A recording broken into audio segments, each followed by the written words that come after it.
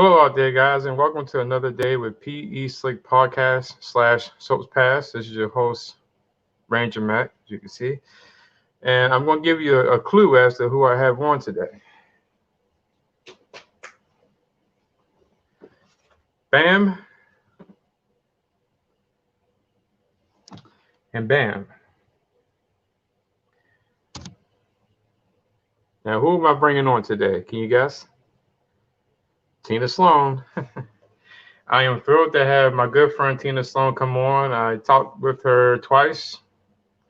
She was the first soap actress I had on my podcast, and I'm thrilled to have her back on again. This is our first live interview, and let me bring her on. Hold on one second.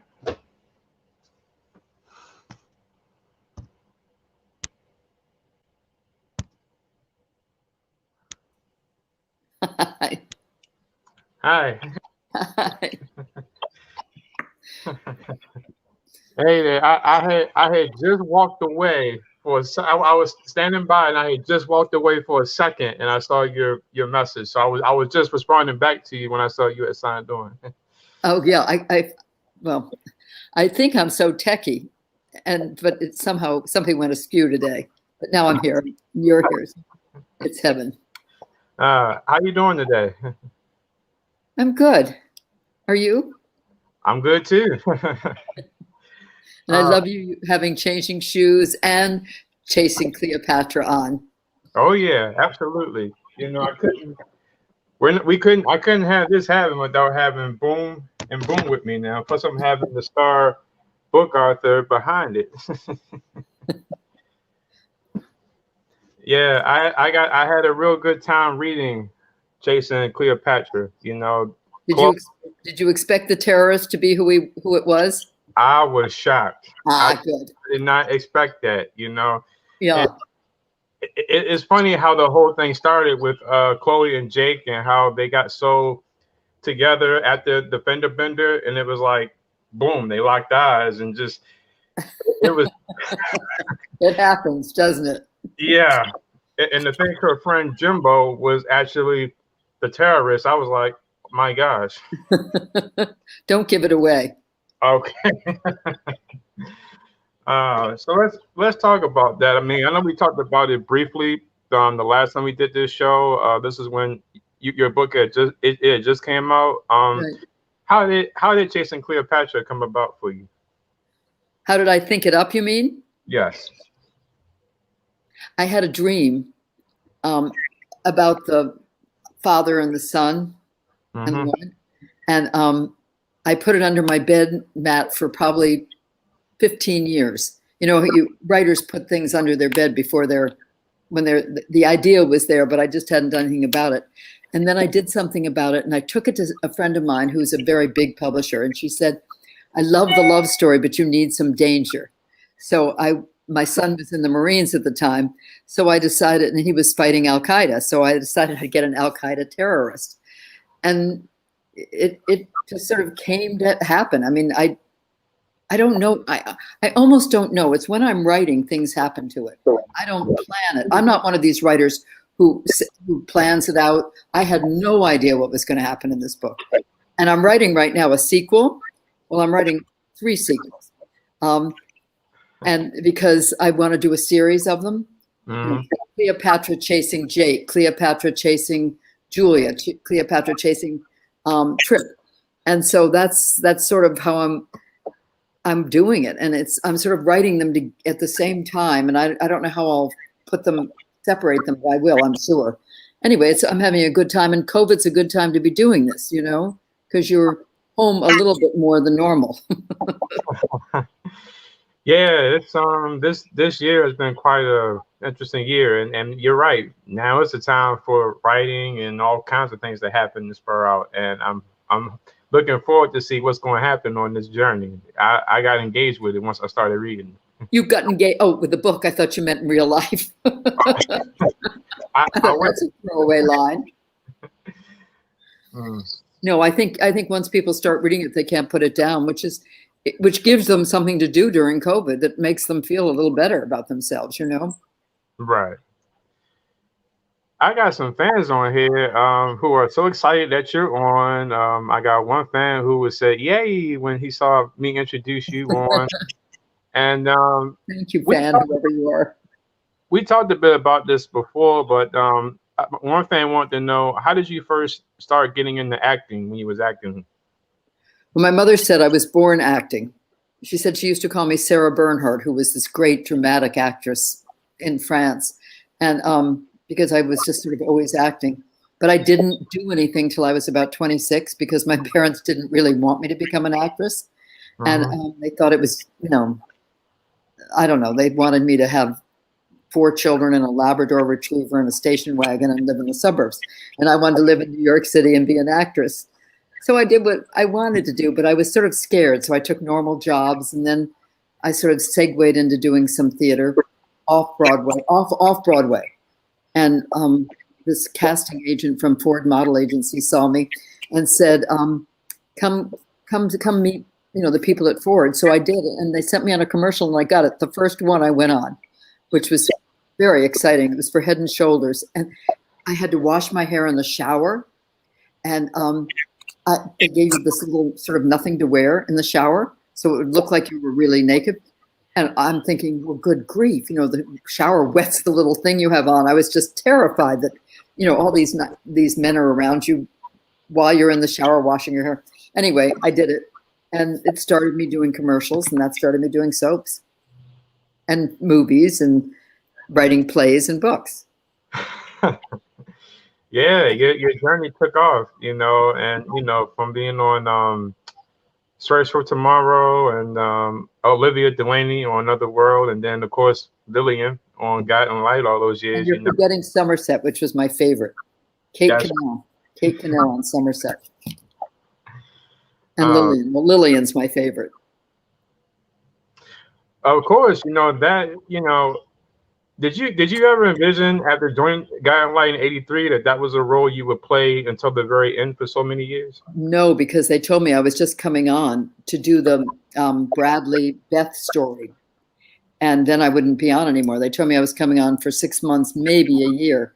And Hmm. then people loved Beth and Judy Evans and I together. And I think they felt they needed, I went to them because I was going to kill Bradley when I Hmm. found out what he'd done. And I went up to them and I said, "You can't do that because every little girl in America is not going to tell their mother what's happening if mommy kills daddy because mommy will be in jail and daddy will be dead." And they took that and realized it was true. And they had us go to rape crisis centers and go through psychiatric things to get better. And it was interesting too, because people would write me and say things like, "Oh, I was going to kill myself because my stepbrother was abusing me until I saw this story and realized if Beth could get through it, I could get through it." So we did a lot of good for a lot of people with that story. And, and I guess people liked the relationship between the mother and daughter, and they just stayed with me for 26 years. Yeah, absolutely. And it's interesting that you say that because who knows where Beth's journey would have gone had that plot had happened. Um, Yeah. I I often said though, I mean, I don't know if the guy like would have done that, but remember when y'all did the Lorelai storyline? Oh, yes. I, I used to think that if had Guy Light went down that direction, I always figured Lorelai was Beth's twin sister that Lillian never knew, and Bradley had gave her away at birth. If they Right. went that direction, Um, I remember when Lorelai would come in and Philip and I, Grant Alexander and I would look at each other and we'd go, "We're not supposed to recognize her. She looks exactly the same." And she had a mole on her chest, which was there too. And I went into the writers and I said, "Look, I'm her mother. I'd recognize her." So they said, "No, you just don't." So I said, "Okay." So she'd come into the room and Philip would look at me and I'd look at him and we'd have to turn away and bite our lips or we'd start laughing. Again and again, we just had to, we'd see her and we'd just we couldn't look at each other. Even if we had lines for each other, we couldn't look at each other or we'd laugh because it was so ridiculous that we didn't know who she was. Oh, it was so funny. yeah. I remember. I remember when the first time I saw that. I was a little boy, and I was like, okay, Beth gone in the flash flood. Here come this woman with this red hair, and she's like, "Who's Bev?" Had that little Texan accent to her, and I'm like, Yeah. "Is this Beth's twin, or she has amnesia? Like, what's happening here?" And we never really knew. All of a sudden, she just knew who she was. Hmm. Remember, there was no real path back to being who she was. She just one day was Beth. And well, we still always laughed at that. One time coming out of the CBS studio, I can't, no, I better not tell you the story because I'm not going to remember the name, but Beth was in an elevator with an older gentleman who was at the end of 60 Minutes all the time. I can't remember his name. Do you know who he was? Ooh. Come on and he'd just sort of talk for a minute at the end of 60 Minutes. Mm. I'm blanking on his name, but he looks at Beth and he said, they're coming down in the elevator. And he said, "So what'd you do today?" And this is Beth Chamberlain. And she goes, "Well, I locked 3 men in a cabin. I knocked them out with baseball bats, tied them up, and I have no idea what my motivation was." And he looked at her and he said, "Walk me to my car. I want to hear more about you." Wow, I never knew that story. Mm. Yeah, it was it's one of my favorites. I'm talking about too. Wish I could think of his name because he was famous. He died. No. What was his name? I can't remember. Oh, I was thinking it wasn't Charles. It wasn't Charles Carroll. No, it wasn't Charles Carroll. It was someone like that, though. But Steve, who came on at the end of 60 Minutes and gave that sort of cute little talk? He doesn't remember either. It'll come back to me. Who, Steve? Who? He's not coming up with it. Okay. Okay. I'll try to look it up and I'll email it to you. Thank you. Yeah. But yeah, I gotta tell you, I'm like I said, from the beginning, and I'm so happy. This is our first live podcast. Yeah. 3 times over the phone, and now I'm seeing you live. You seeing with me. No makeup on because I was so frustrated that I couldn't get through. I didn't put my makeup on. But that's better. You see the real me.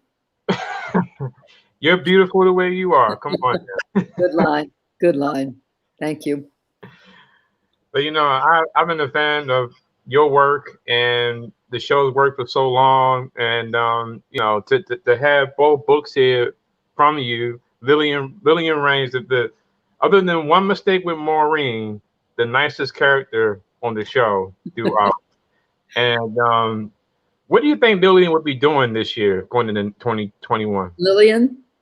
Oh, she'd be really good. She'd be staying home probably most of the time, wearing her mask whenever she'd have to go out and market, and she'd have to be a nurse. She'd be on the front lines. She'd be in the hospital working all the time on the front lines. Good for her. That's what she would. She'd be in the ER, she would, saving all these people's lives with and all Dr. Bauer, and all of us would be working in the front lines. That's so interesting that you asked that. I'm glad I've thought of that. Wow. She'd be very tired. I often wonder about that. Had Gotten Light lived, where would everybody be at today? Because to me, there's still so much story to tell, so much character to bring back, more stories on. And I think I messaged it to you once. I always envisioned Lillian running for mayor against Harrison Ford in Springfield.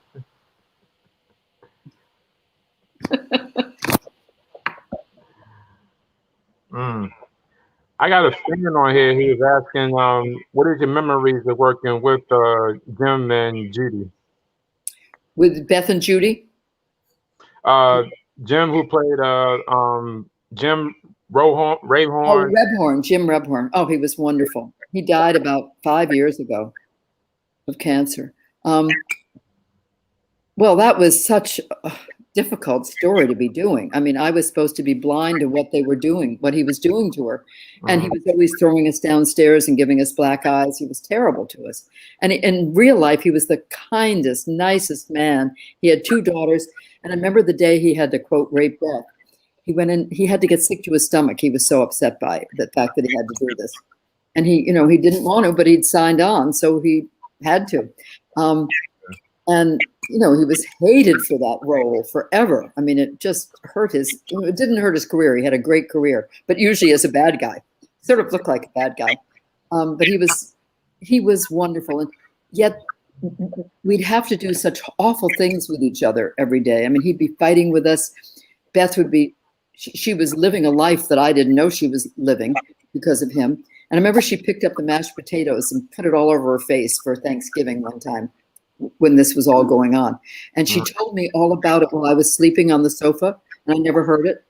And then when she finally told me, you know, I was going to kill him. I mean, I hated him for what he did to her. And, but the producers changed it, and we just put him in jail. But working with them, both of them, was just a treat. They were just lovely people. Beth, dear Beth, I mean, Judy Evans lost her son last year, this week, I think. Yeah. Matter of fact, I know it's this week. I'm going to write her at the end of the week because I think it was this Saturday. But she'd come over. She was very young then. I mean, she was probably 17 or 18, and I had a little 3-year-old child. And she'd come over and get on his tricycle and ride it around the apartment. And she was just so much fun. She was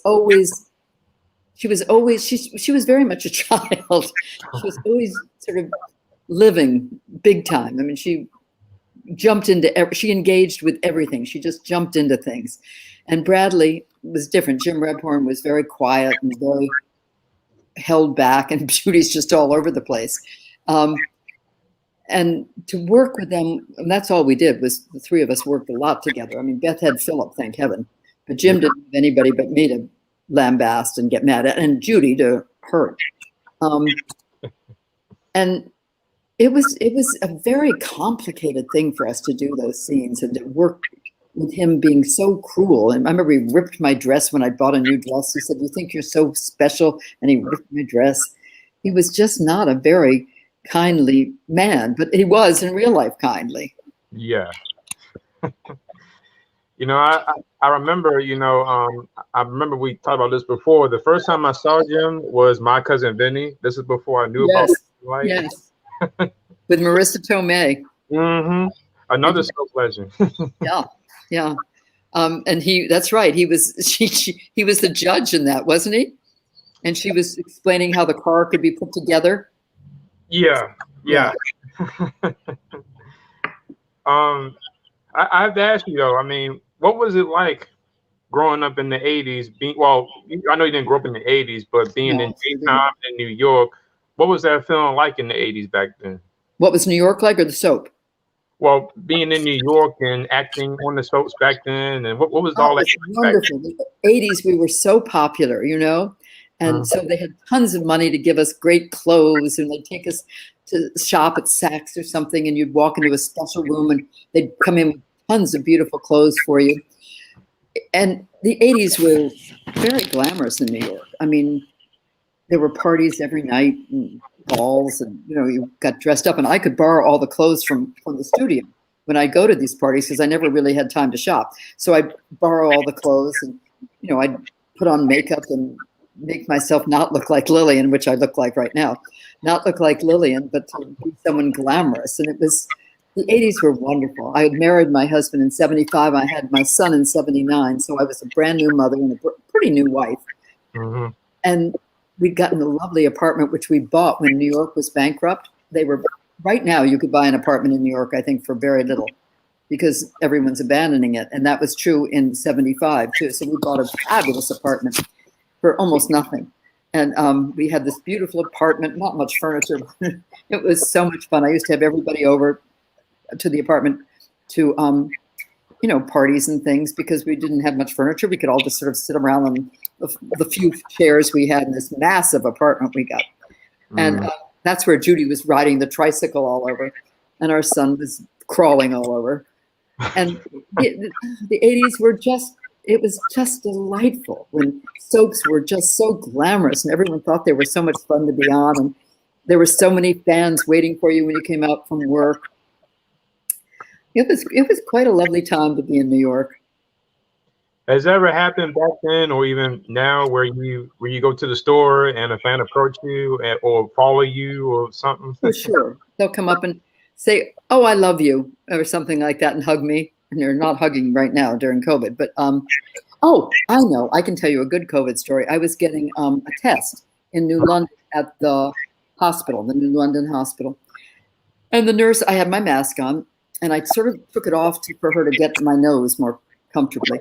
And she looked at me and she said, Lillian, am I giving a test to Lillian? And she started to cry. She was so excited. And so her hand started shaking as she put the thing up my nose, which gave me a massive bloody nose because she cut all over me, and which made her cry even harder. But it was so much fun to have someone, and she called all her friends over because they were all Guiding Light fans. Said, "Look who's here." And I had to put my mask back on, but they saw who I was with the blood running down my face. Oh, I'm sure. I mean, that's messed up to have your nose bleeding, but I'm sure that, I didn't care. She was so happy. And she didn't, I mean, obviously she didn't mean it. She was just going, "Oh, Lillian, I'm so happy to see you."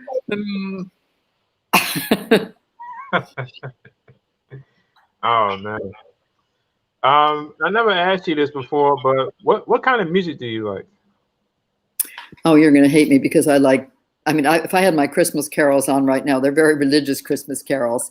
And I love listening to Beethoven and symphonies. I do listen to Frank Sinatra, a Sirius XM Sinatra. I love him too. And of course, I love music from my era. But I'm not a jazz person, although I used to go to jazz clubs a lot when I was younger. Much more classical and sort of modulated, calming music, especially now. That's why I think I like Sinatra right now. It's so calm the way he sings, and all the voices that are on Sirius XM, seriously Sinatra, are just very calm. And I listen to that in the car most of the time. And then I listen to Christmas carols when I come home. Hey, listen, I'm up there with you with Christmas music because for me, it doesn't matter what time of the year it is. If I got a Christmas song playing in my delivery truck, I could play it. It would not bother me. I love Christmas songs. They are wonderful. It's just, and I go to Alexa, we have Alexa, and I say, "Alexa, Christmas carols." And she comes out with some playlists that aren't Christmas carols. They're sort of, wild songs. So I now have a selection of them that I keep sticking in our little, we have a little Bose BOSE radio that takes one CD at a time. If it took 10, I could keep it going all day, but I just keep putting new ones in all the time. Hey, that's not a problem.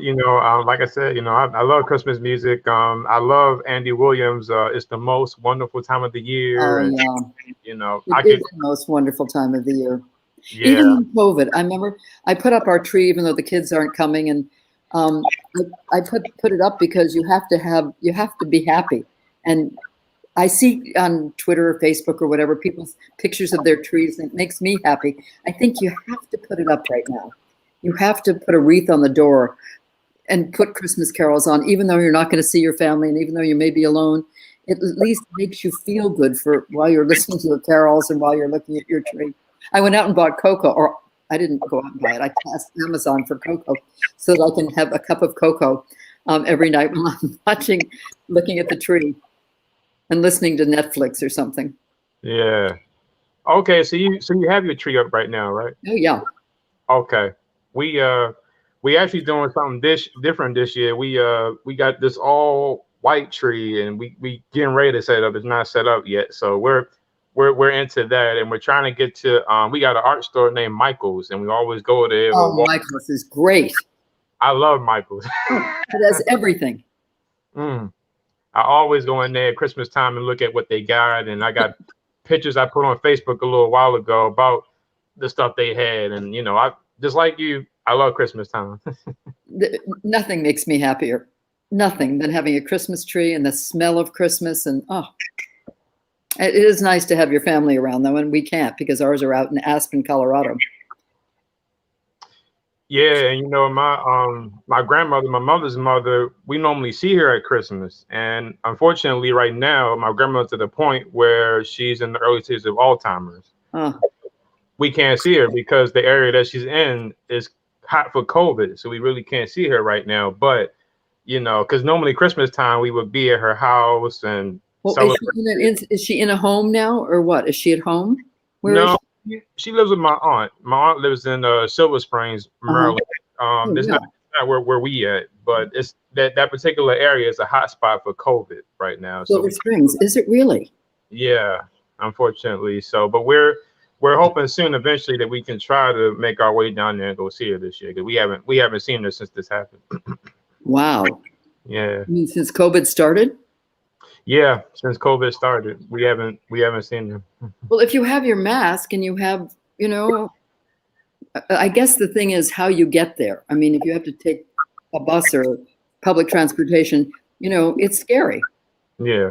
Um, we flew out to Aspen to see our son because we hadn't seen our children or grandchildren since March, and we went out in October because I knew we weren't going to see them at Christmas. So we figured there wouldn't be as much plane traveling then, and the airports would be empty. Well, Right. some of them were, but Dallas Fort Worth was jam packed, just jam packed. But we had those things those shields over your face and masks, so we were pretty protected.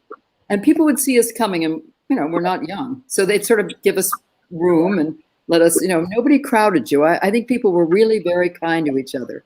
Yeah.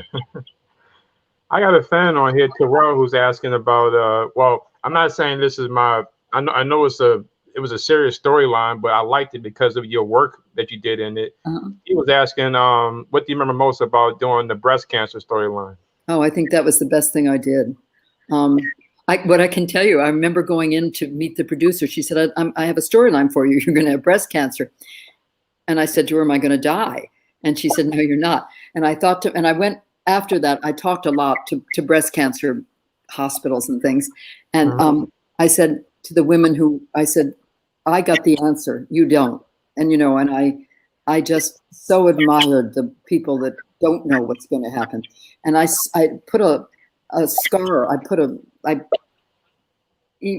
don't know what I used. It was like a tattoo that I put on my breast so that every time I looked at myself, I'd have it.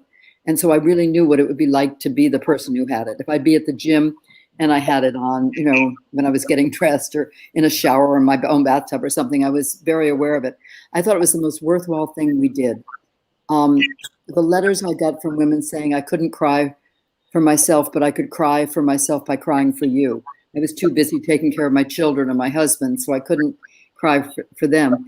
Yeah. And I remember I asked friends of mine who had breast cancer what it was like, and they said, well, when I first heard it, I felt like I was in a space capsule. I couldn't remember anything. So when on the show, when I was told I had it, I used that. I thought that was wonderful. And we were the first people to do a mammogram and sonogram on television, live TV, on TV, which was scary in a way, but it was. And then I went on after every day and said, get a mammogram. Don't waste time. You've got to know what's going on. And people would call me if they were about to have. I had a call from a hospital once, and someone said, "I'm about to have a double mastectomy. I just wanted you to know." And I said, "I'm so proud of you. That you caught this in time to get the mastectomy before it took your life, before you lost your life. You're losing your breasts, but you can get them made better." I've had friends who had them remade, and they like them much better than the ones they had to begin with. But I think the story, and it went on for a long time, which is what happens in life. It does affect your whole life. And Lillian not wanting Beth there was so interesting to me. She said to Ed Bauer, she said, I don't want Beth here because then it will be all about her and not about me. And that's what would have happened. She would have been, oh, what am I going to do, Mom? And I thought this was wonderful that they made it about Lillian and made it about the person who had cancer as opposed to the people around them who want not attention, but they want reassurance, kind of, that you're going to be all right, and you can't give them that reassurance. So I found that was really interesting. Yeah. I doing my work on the Guiding Light story, I saw an interview with Michael Zaslow talking about that the breast cancer storyline, that he thought that was the most well put together story that you guys did at that time, and I thought so as well. And 'cause I think it is important when TV, especially soaps, if they do a story like that, is told quite well and not too fast or not too, you know, Slow. or not.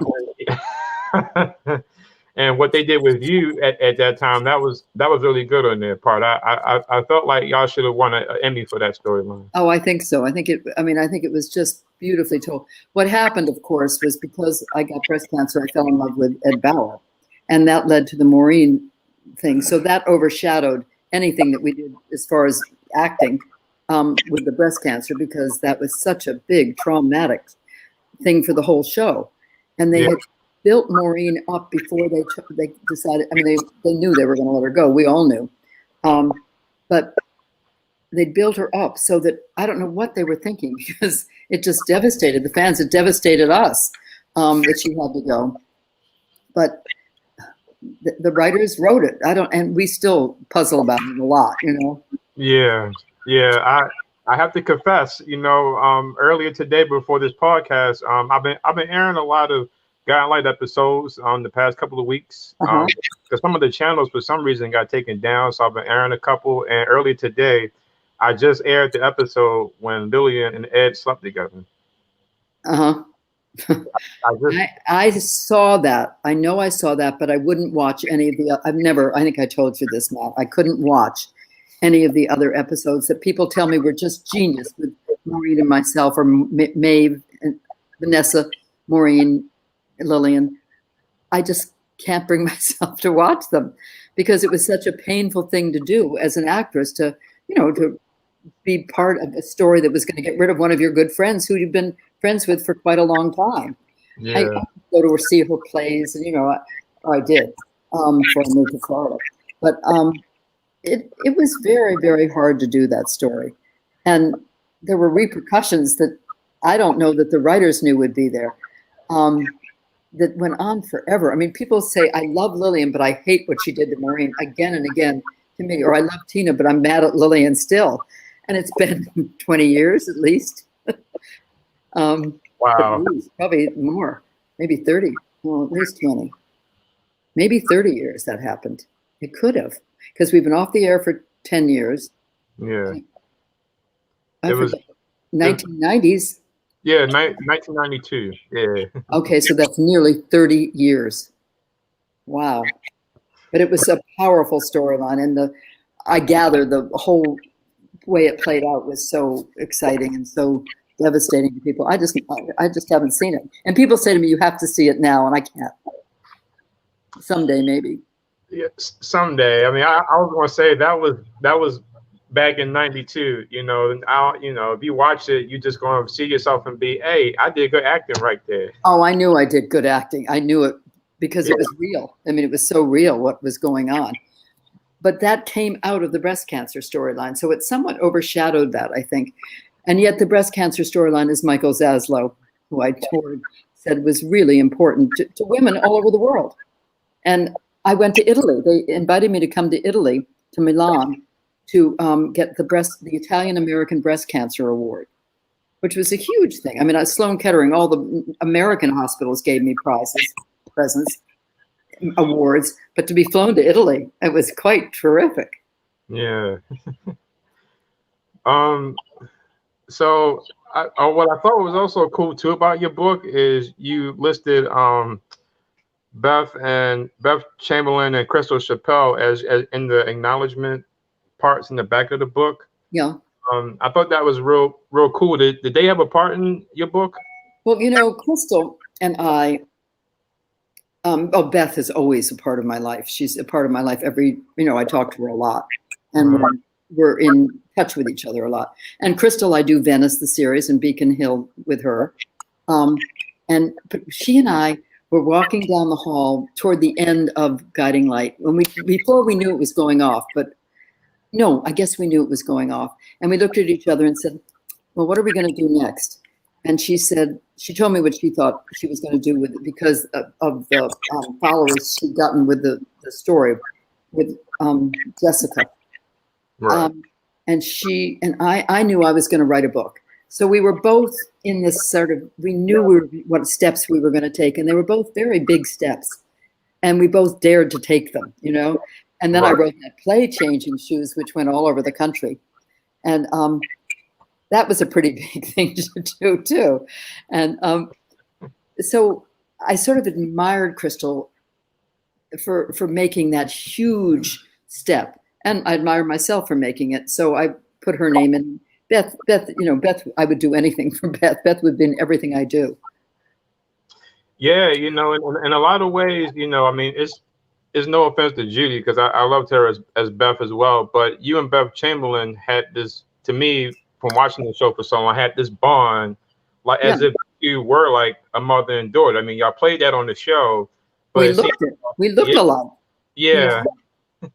We really, I mean, I see shows or pictures of us, and we look so much alike, I can hardly believe it. Or I see pictures of her now, and I go, oh, is that me when I was young? Yeah. And I recently saw a photo of, I called it the Rings generation. There was a photo of you, Beth, and Emmy toward the end of the show's run. It was you three together. I thought that was cool. And Hayden Panettiere, too, was, had been played. And there's a picture of Beth and me, Beth, and Hayden that we're all in white. It is just a fabulous picture. It's one of my favorite pictures from the show. Yeah. And it's interesting too that she started on the show and then she took off the way she did. Oh, fabulous. Although she's not working now, is she? I don't think so. I haven't really seen her in nothing recently. I think she had some problems after her baby. I think she had postpartum blues or something, and really got in trouble with that. I mean, it really was a hard thing that it led to other things, and I think she stopped working. But gosh, heaven knows she's talented, and I'm sure she'll be back. I just, that's something that people should be showing on soaps. What can happen with that? Yeah. I got the same fan from before is here. He said, Tina, you were one of the many actresses who played Joe's daughter Patty on Search for Tomorrow prior to Guiding Light. What was your experience like working on that show? Well, again, I went on that show for 6 months to bring, Patty was bringing Mary, her granddaughter, because she didn't want to have a daughter as old as Patty was, but she wanted a granddaughter to play off of. And so I brought her granddaughter, and I came to town. And Mary it was Mary's show, but she didn't necessarily study her lines. So you'd be doing a scene where you're looking at her crying, and she's looking at the lines that she's going to say next. So it was a bit, I'd never worked with anyone like that before. And it sort of threw me in the beginning. After a while, I got used to it. So you'd be looking at her, but she'd be reading her lines. I mean, it was an intriguing thing. And yet I suppose if you've been doing it as long as she had every right to not have to study every single night, because she was on every day and she had to work very hard. So I had no problem with it, but in the beginning it threw me. But also Kevin Kline was on the show at that time, and Peter Simon. Courtney, his wife, Kevin Kline, yeah. I never knew that. Yeah, he was on, and I'm trying to think who else was on who was pretty important. Oh, I didn't ever work with him, but he went on to do he was in Legally Blonde. Did you see the movie Legally Blonde? Yeah, my mother loves that movie. Okay, well, the man who her teacher, who tries to get her who's the head of the law firm? Victor Garber. He was on too. Okay. So there were a lot of people on Search. Or maybe one of them might have been on Guiding Light, not Search. I don't know. It all blends together. But what fun to have all that blend together, Yeah. Well, that was the beauty about soap back then too, is, when you love one show, you can go to another one, and you can still, if you love that actor or actress, you can see them from one show to the next. Yeah. And still love them. Now it's like only 4 soaps still on the air, so it's like, Yeah. Although there are a couple of people on Bold and the Beautiful, I think Vic from Guiding Light, aren't there? On Bold and the Beautiful? Yeah. Lawrence. He played Remy. Lawrence was on. Yeah, he was wonderful. I love him. Yeah. And I think he's been on for a while now. And isn't that one of my granddaughters on Bold and the? Oh, she's on Young and the Restless. Oh no, she's not on anymore. Emmy, is she? Yeah, Emmy was on General Hospital. They just, for some reason, they just let her go. So she just I saw that. left last week. Yeah. Yeah, I saw somewhere somebody giving her flowers. Oh man, yeah. She grew on me as Lizzie because Crystal Hunt was playing Lizzie at the time, and Emmy, she grew on me as Lizzie. And the whole thing with Lizzie and Jonathan and baby Right. sister, all that I like that. She grew on me as Lizzie. But didn't you like Crystal Hunt too? Yeah, I was in love with Crystal Hunt. I was disappointed when she left in Emmy 81. I was like, no. Yeah, she was terrific. She would give us all the best Christmas presents. She was so generous. She would come in and give you something, and you'd think that it wasn't, a real Poochie or Gucci or something, and it was. They have all those fake things, and you just couldn't imagine anybody being able to afford it. And for everybody, she gave people televisions. I mean, she was just amazing. Wow. I liked her very much. Yeah, I gotta reach out to her and Emmy because I would love to talk with both of them. You should. Yeah, you should. Yeah. The last person on Guiding Light I talked to a few weeks ago was Toby Poser. She played Amanda Spaulding in the 90s. I probably didn't work with her. I mean, you'd go in the morning with your pod of people and work with them all day and not even see other people. And if we cut the show into mornings and afternoons, so if you were in the morning and some people were in the afternoon every day, you just never saw them. Wow. A fan was asking, as an actress on a New York-based soap, do you have any experience doing live to tape? Oh, I did live TV. Okay.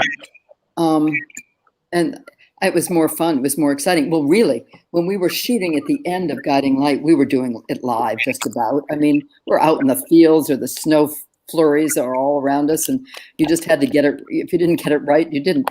And Justin, geez, I never knew it was going to come out of his mouth, which I loved. And we just would ad lib happily. And I think it made my character come to life, that I had somebody fun to play with and not take my life so seriously all of a sudden. And that was Justin. He was just Buzz, I should say. He was just so bad and so much fun. And, he'd sort of go off on a tangent and I'd follow him and it would work. So we sort of did live TV that way, but there was live TV when I first started. In Somerset, we did it in a sense that we'd have to make our changes during the commercials. We just would walk off the set, put different clothes on right there, and walk into the next set. You didn't have time to go upstairs, and it wasn't taped that way. It was taped absolutely a half hour. Right. I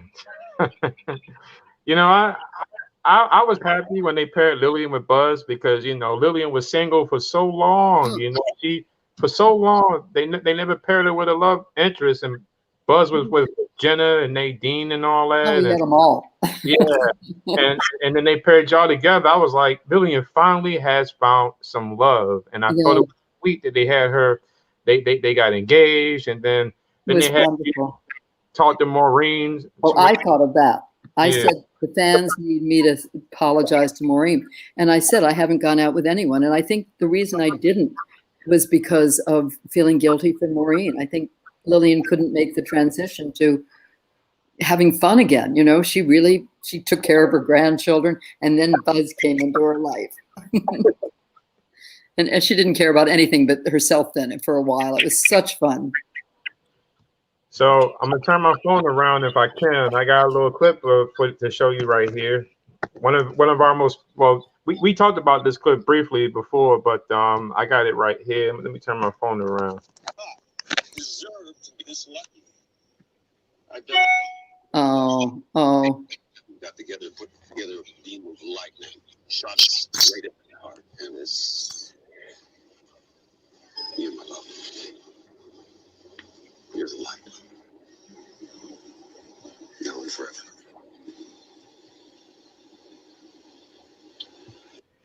Oh, that's so lovely. Oh, so nice. Yeah, you made quite a beautiful bride, you know, with the flowers in your hair Yeah. and everything. Yeah. It's I was so sad when the show ended, because I was in high school and I was a fan of the show. I studied the show, got to know the show and the characters and the history, and you guys was on for so long. It's like losing a family member. It's like I was like, how could they take this show off? You can't put a talk show or a game show in place. You Oh, can't. so silly. You can't do that. This No. show going for years, and y'all, 9/11 and the earthquakes in California and ER on NBC in Dallas, all this stuff that happened around the world, this show was on Martin Luther King's assassination, John F. Kennedy, all Motown, Soul Train, all this stuff around the world, and got like survived it. And when it went off, it was like I was like, how do you do that? How do you take that off and put a game show or a talk show? You can't do that. It says something about our country, doesn't it? It, yeah. I think I think soap opera was a history of what the world was, what was going on. You'd see it in the clothes. You'd see about what we were talking about. I don't think we ever mentioned 9/11. We went off the air for about a week, I guess, at least after 9/11. But we didn't. I don't think we talked about it, did we? Y'all did that. I put it in the documentary too. Y'all did. It's a little clip with all y'all and we all went on. That's right. That's right. Jerry was talking. Yeah, my husband and I went down and worked at downtown. And we'd give water to the firemen. We'd get shoes for them because their shoes would disintegrate being down there. So we went and worked there for days and days, all day long. I mean, it was all we could think about because we lost friends in that. Obviously, anyone who lived in New York had friends who were there in that building, and young friends, children. I mean, 21, 22-year-old kids. It was heart-wrenching. To this day, sometimes I get mad when people don't remember, and of course, some people weren't born, but that people can't remember what happened. We were attacked. Right.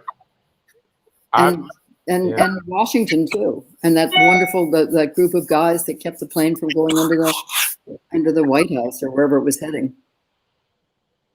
Yeah. I was a kid then, but I remember really well. I was asleep and my mother woke me up and was like, wake up. Grandma called me, we got this, something's going on in New York, and we turned the news on, and it was a breaking news that the towers had just been hit. So we saw, and I remember that, and I was young at the time. You can't. I think if you watch that happening, you never forget it. I mean, it's just in our DNA now. Yeah. And the next generation, of course, younger than you, it doesn't mean anything, and of course it doesn't. I guess that's like the war. I mean, my father was in World War II, but I didn't live through that, so I don't feel it the way they do unless I read books about it. And I mean, everything in history that's happened, people just begin to forget because it's no longer vital. It's not happening in their time frame, and it's understandable, isn't it? I mean, Guiding Light was a history of our country. I went back and looked when we were going off the air. I was going to write an editorial for the New York Times and say, this is what we've done. How this is the 40s. Look at the clothes that they had on in the 40s. This is the 60s, which were Vietnam. People started dressing against the war, and the 80s where we all had money and it was extravagant, and then the 90s when it started going downhill again. And I think that is such a memorial to our country, and I wish they had more of the old movies of it, or they'd save these tapes, Yeah. But they didn't.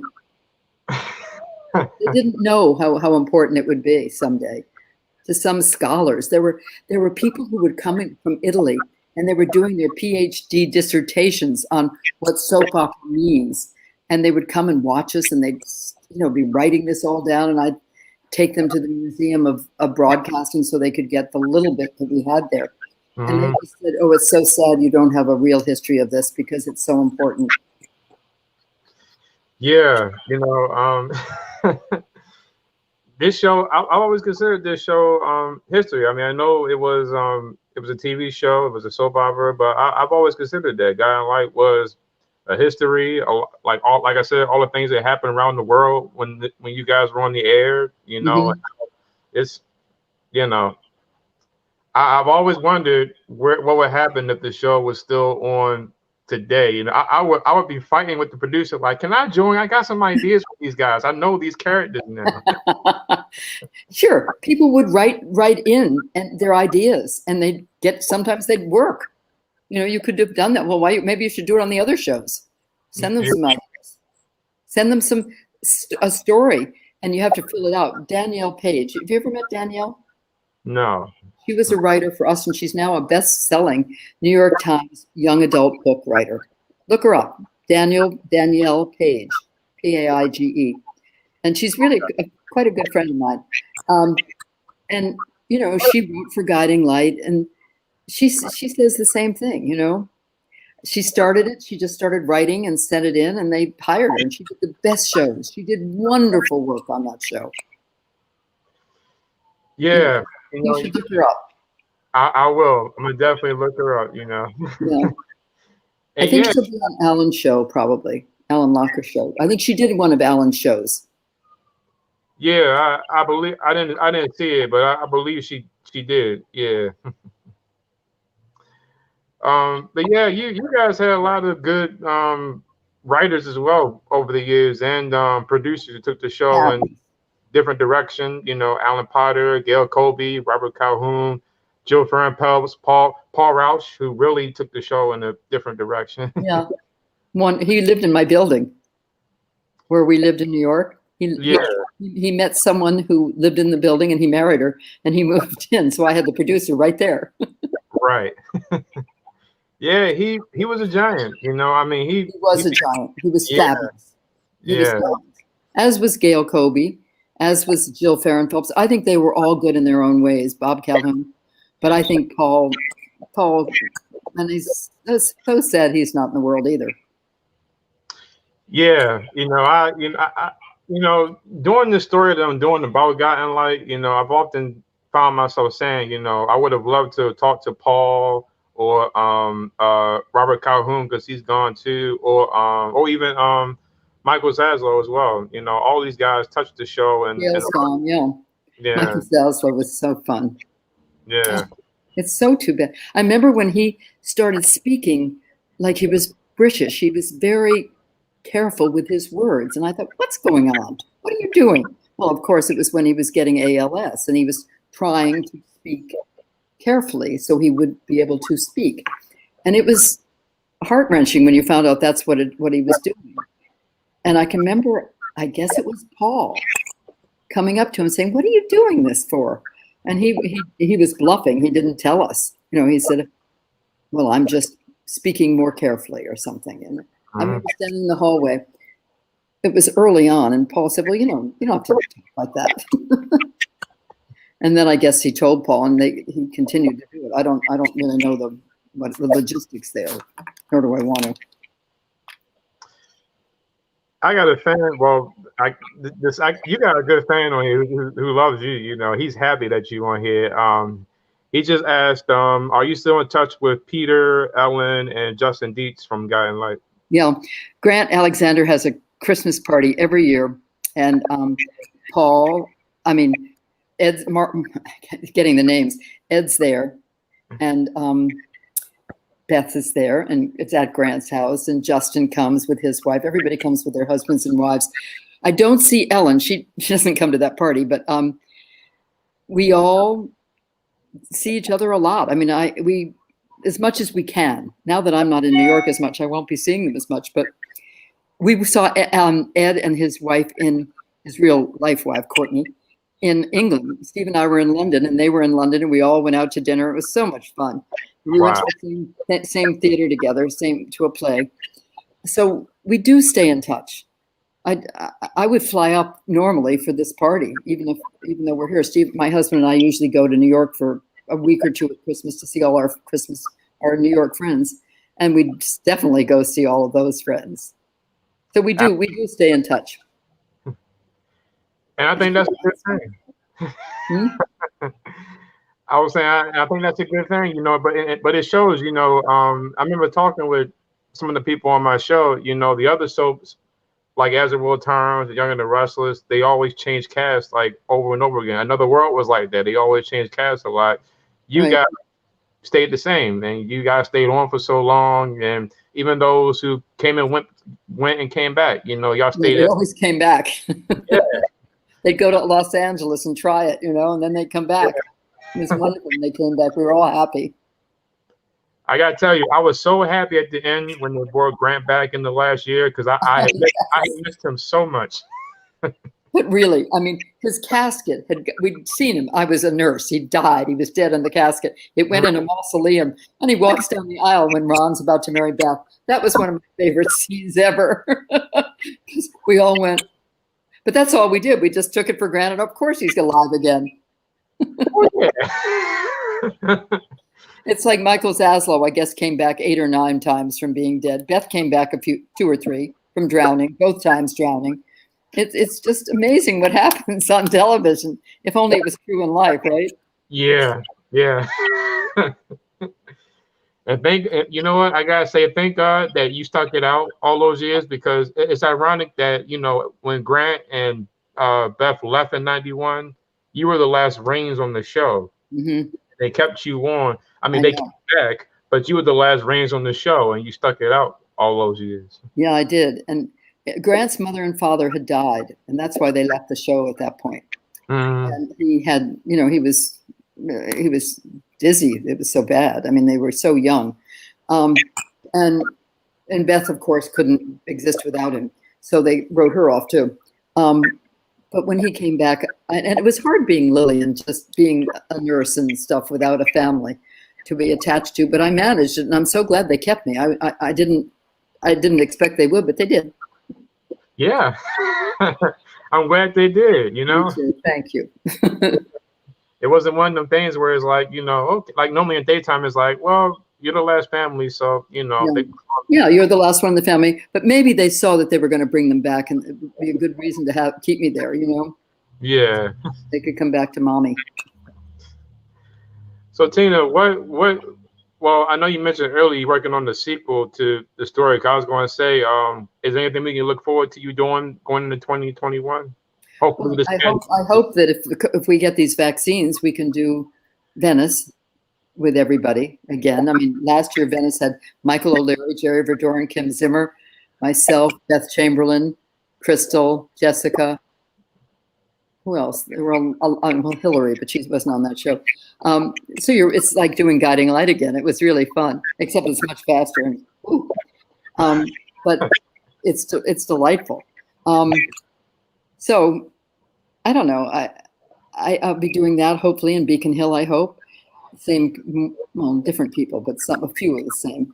And I'm going to hopefully have the sequel out next year. I'm hoping, if I work fast now. For a while I was changing. You can't see them. There's Chasing Cleopatra. Everybody buy Chasing Cleopatra. It's a true soap opera, but it's almost better. Somebody said the reason it's so exciting is every Friday on a soap, you were hooked for the next week. I did this in every chapter in the book. People said I had to stay up till 2 or 3 in the morning because I just kept turning the pages. That's how I was. I was engaged in this story. I was like, this. I could see this being a movie. Well, they're talking about it. People are talking about it. One person is talking about it being a movie, and I hope it is. And Changing Shoes. I think people should buy that too, because it's all about guiding light. It's a guide. If you love Guiding Light, you want to read Changing Shoes because it's all about all your favorite people. Exactly. Nice things. Yeah. Somebody said, "Oh, Tina, you should bring in the bad things." I said, "No way." No. I never would do that to anybody. No. Well, Matt, are we over? It's about an hour, right? Yep. We're getting ready to conclude this. This is a CBS. Well, this is a 1992 soap digest. This is Frank Eleni and Ellen Michael. I found this. Oh, fabulous! I've got a lot of these. I should send you all those things I've got. I have a lot of those magazines from before. I have a big thing, and I will. I'll go through.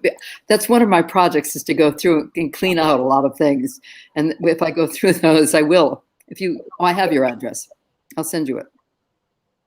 Please, thank you. I mean, I always enjoy collecting them and going through it. When I took that to my friend's mother at our church, she was like, "Oh my God, oh my gosh!" And she turned to her sister and was like, "Look at this! You remember God in Light and Another World?" And she went hysterical when she saw that magazine when I first to our church. Okay, well, I'm going to go have dinner. Okay. And nice seeing you, Matt. Thank you for having me. Thanks for coming aboard. I enjoyed talking with you. I too. And I like your hat. Thank you. Ranger Matt here. Well, listen, Tina, you stay good and healthy. You and your husband and your family. Merry Christmas. Merry Christmas. Happy New Year. Bye. I'll leave. And I look forward to talking with you again. See you. Well, guys, thanks for joining me here at PE Slick Podcast and Soaps Past. Thanks for those who've been turning in. Hey, Mr. Naylor, Terrell. Let me see. Kendra, Dina, 2 Bless, 4-5 Tress, and Edwin, and many others who I hope is watching on Facebook and on here as well. Thanks again for watching. For those of you who don't know, thank you, Kendra. Thank you very much, and thanks for watching right now. For those, I'm sure you guys have seen the trailer, but if you haven't, I'm doing the story on The Guy in Light because I was a huge fan of the show. I studied the show. It's in production. I'm hoping to have it out before the beginning of January so I can submit it to the film festival and see what happens with that. I didn't give that out. I didn't reveal that. But thanks, you guys for watching. You mean a lot to me. Who has watched, will be watching all throughout this year because it's been a year since I've been doing this podcast. There's been times where I thought about not doing this podcast no more because I didn't know who was really watching, who loved this channel. I know many people watch other podcasts with the guests that come on, but I thank you guys who has been watching. I love you guys. And those who've been watching the episodes I've been posting on YouTube, Guy in Light, keep watching. There's more that's going to come next week. Right now, there's no more interviews right now until maybe next year. I'm going to do a Spalding one next year, possibly. But there is more episodes of Guy in Light to come. Next Monday is going to be the best of Harley and Mallet. So I hope you stick around for that one. And then the following week, I can't remember. It is the best of Frank Delaney and Alan Michael, The Triangle. And then 3 Christmas episodes that I found that I'm going to upload as well. So there's plenty more to come. So Tina, if you're still watching, thanks for coming on. And thanks to the fans. And I love you guys. Stay tuned. Stay blessed. Stay well. Merry Christmas. Happy New Year. So forth on. And keep watching. Stay tuned. Thank you.